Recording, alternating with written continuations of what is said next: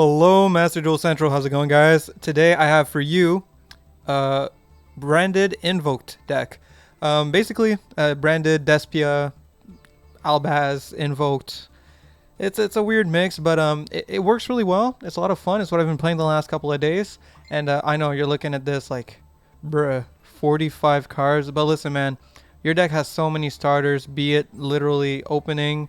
You have Alistair the Invoker, you have your Magical Meltdown, which count as 2 extra copies of Alistair. You have your Aluber. If you're going second, your Fallen of Albaz is a good starter.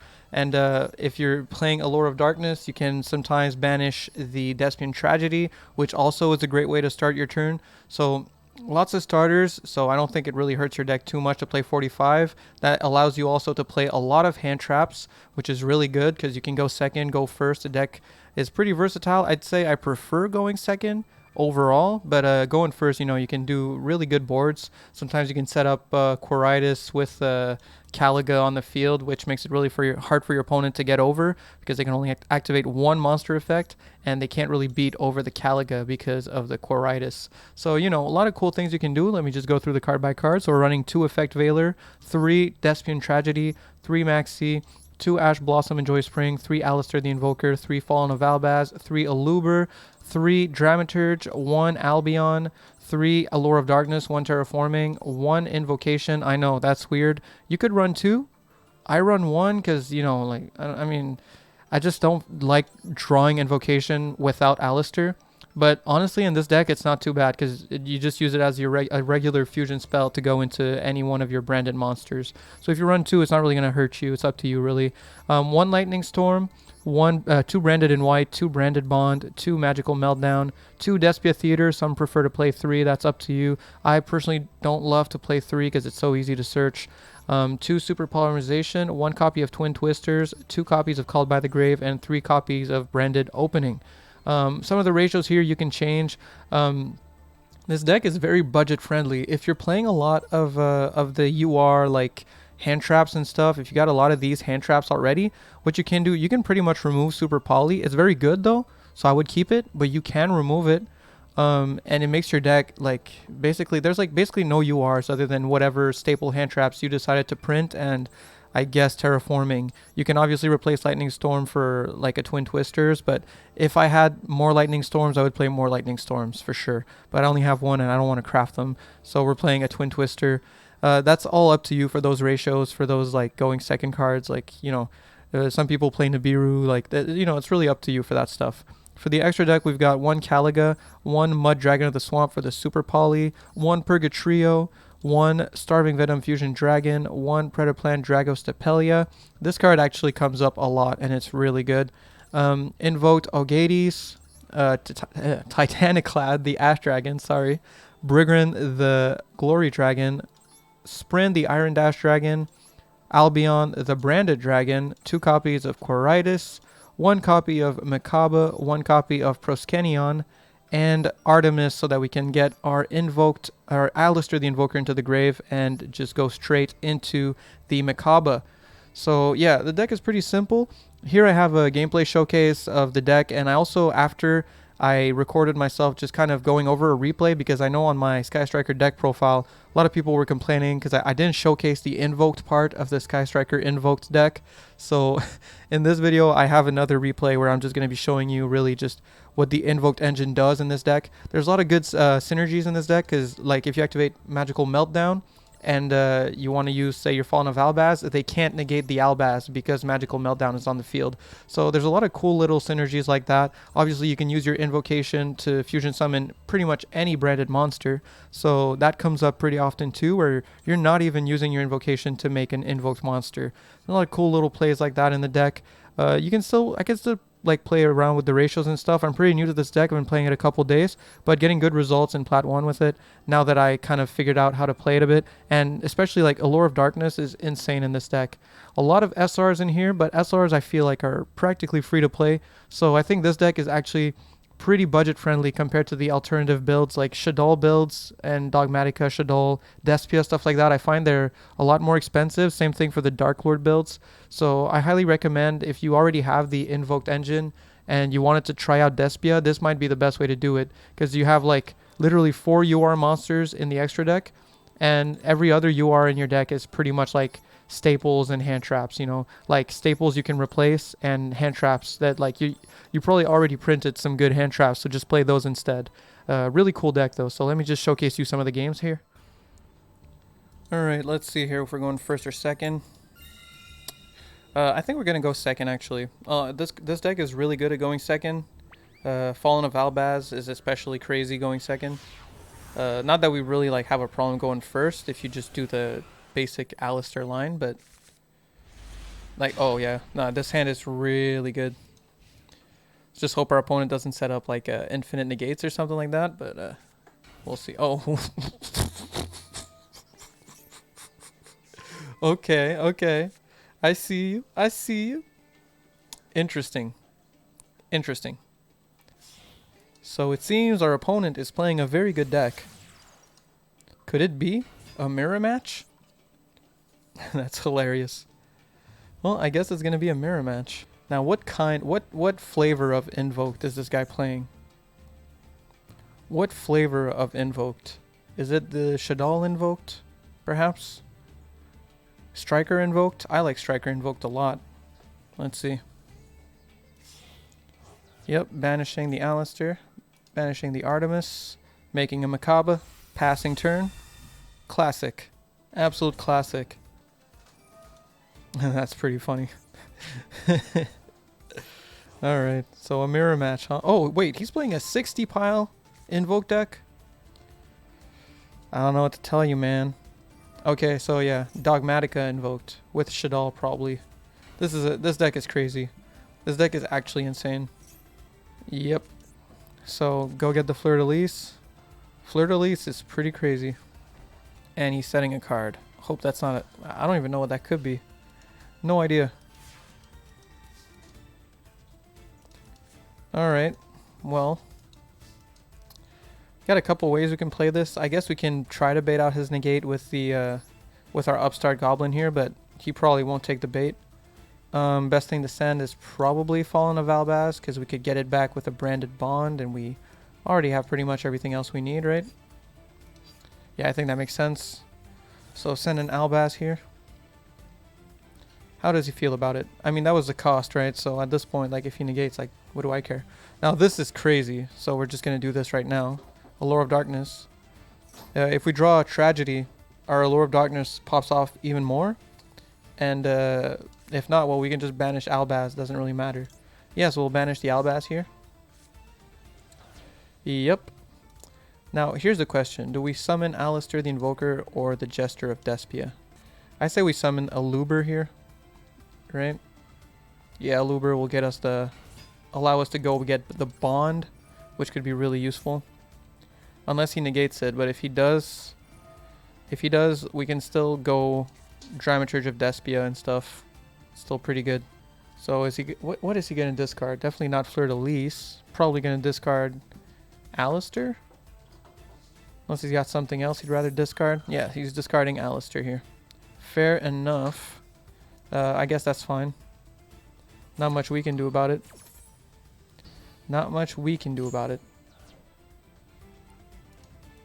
We can still activate the theater though. Yeah. And we'll activate it to get ourselves a little out of this pickle. We'll be able to summon back the Dramaturge since it's going to be used as a material. So we're going to make Quiritis here using Dramaturge as well as Alistair. Here we go. Very cool. Get to use the Dramaturge here. He's probably going to chain Fleur-de-Lis. Probably chaining Fleur-de-Lis. Or will he not? Oh, it's just if it's on the field. Okay, that's why. I thought Fleur-de-Lis was when, like, on summon for some reason. Okay, makes sense then. Yeah. Well, we're going to activate... Okay, so he's just trying to bait me here. Right, fair enough. Fair enough, buddy. I'll play your game. This card can totally be destroyed by Dramaturge, so we're looking pretty good there. And until he tries to negate my stuff... Oh, Dogmatica punishment. Yikes. That's annoying. I mean, we do have the... Oh, we don't even have the Aluber engraved because the Aluber's banished. Yikes! However, when it's destroyed by card effect, we'll get to special summon an Albaz, which is really good. Yeah, so we'll just chain this here. Make our lives a little easier. Do expect these kinds of grind games when you're playing with this here. Oh, and then he can chain that. Yeah, that's pretty rough. Alright, we'll activate Max C, get an extra draw at least. You never know. You never know, man. Alright. So here's Fleur de Lis.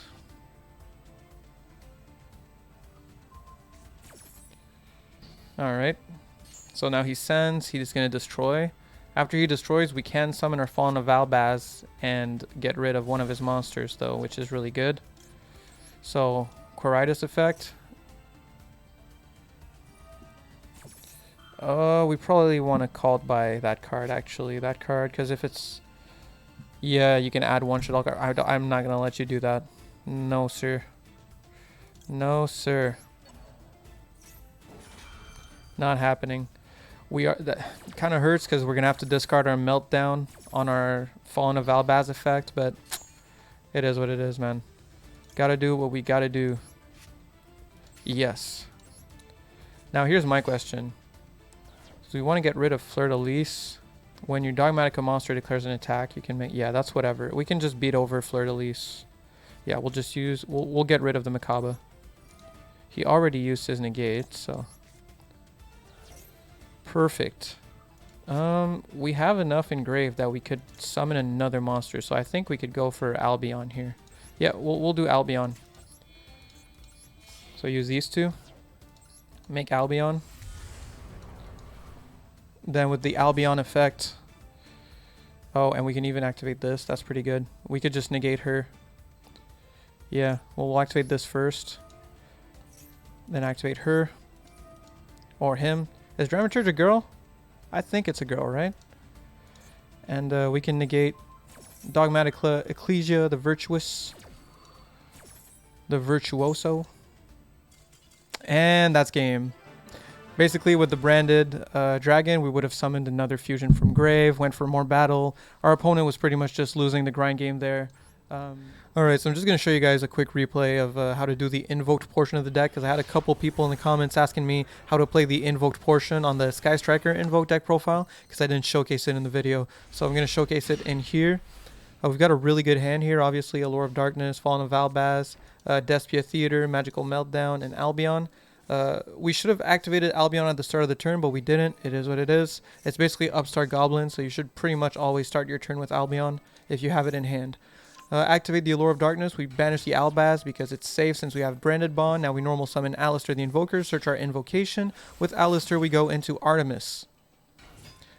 Now we activate our Albion. We could have activated at the start, but it is what it is. Where we get to draw our Ash Blossom. Now we activate the invocation. Gonna make ourselves a Macabre. Yes, sir. Perfect. With Macabre on the field, we're gonna activate the invocation to bring back our Alistair. That makes it so we have a monster negate on top of our Ash, or an attack boost if need be.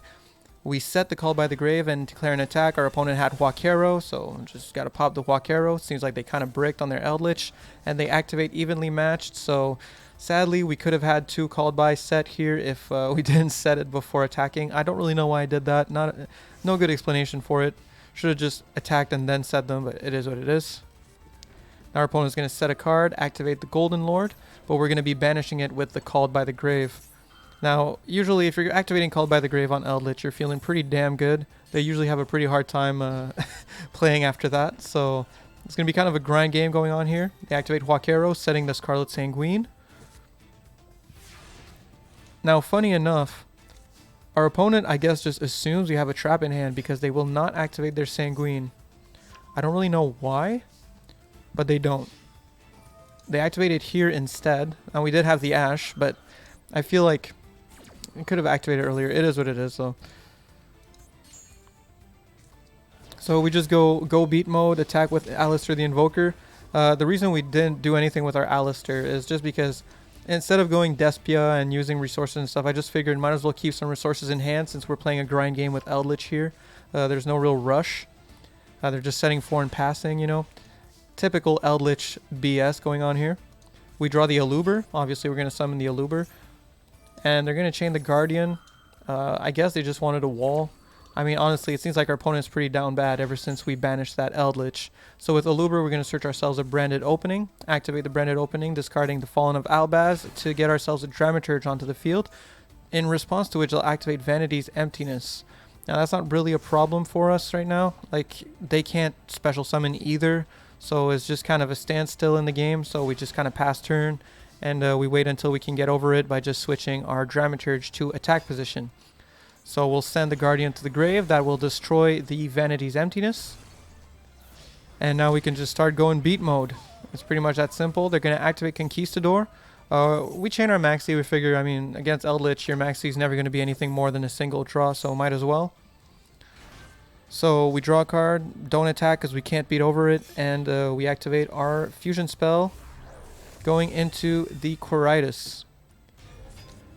Now we activate Invocation, and we make ourselves a Purgatrio, banishing our Ash as well as our Alistair the Invoker. And then we activate Invocation in the graveyard to bring back our Alistair. We're looking pretty good here. We have a monster negate if they were to draw Eldritch. Obviously, we can't negate the Scarlet Sanguine, but it's not really a problem because we have Quiritus to make his attack 0 if he were to go for that. So we're looking pretty good here. He decides to go into Omega after normal summoning the Ash Blossoms. So you know that he's pretty down bad. And we negate his effect with Dramaturge. For some reason, he does not respond. So on to the next turn. We get our Magical Meltdown. Our opponent attempts to activate Omega. We decide to banish it because he wants to return the Golden Lord to the graveyard. This is kind of an unnecessary banish. I think like the negate wasn't super necessary. But, you know, at this point, we're just kind of like BMing, I guess. Like, he decides to Solemn Judgment our Meltdown for some reason. He already knew we had Alistair in hand, so I don't really get it. But, you know, he did what he did. So normal summon Alistair here. Get the Invocation, activate Invocation. And we decide to make ourselves the Algades. The reason for this is if he summons the Golden Lord, we can just pop it. So now we can get back our Alistair to our hand. And we're looking pretty damn good. Going for game here. He activates the Scarlet Sanguine, but like I said, we summon the Algades for this very reason specifically. So we just pop it. Simple as. And he decides to change. Okay, this is kind of weird. I had never seen this card before. El Dorado Adelantado. You can shuffle 3 of your banished Elixir spells and traps with different names into your deck, and if you do, destroy all cards on the field, or shuffle 3 of your banished Golden Land spells / traps with different names into your deck, and if you do, split your opponent's life points and you gain life points equal to their life points. I guess he didn't get to do the good version. So yeah, he's basically just going to be gaining life points for no reason here, but just a funny thing that this card even exists. I had no idea. Never seen this card before. But yeah, he shuffles back 3 banished, and it happens very slowly. You know, the animation speed in this game, not the best. But obviously that does nothing. We're just BMing here. We're going to activate our Alistair for no reason and just go for game with the Dramaturge. So if you were wondering kind of how to play the Invoked engine, I think this kind of gives you a decent overlook of how it works for the deck. And yeah, that's about it for the Invoked engine. Anyway, so that's the deck. Thank you for watching, guys. Shout out to my UCT tier subscribers. That would be Rapture, John Caceres, Bongerman420. You guys are awesome. Thank you so much for the support. I really appreciate it. And yeah, peace.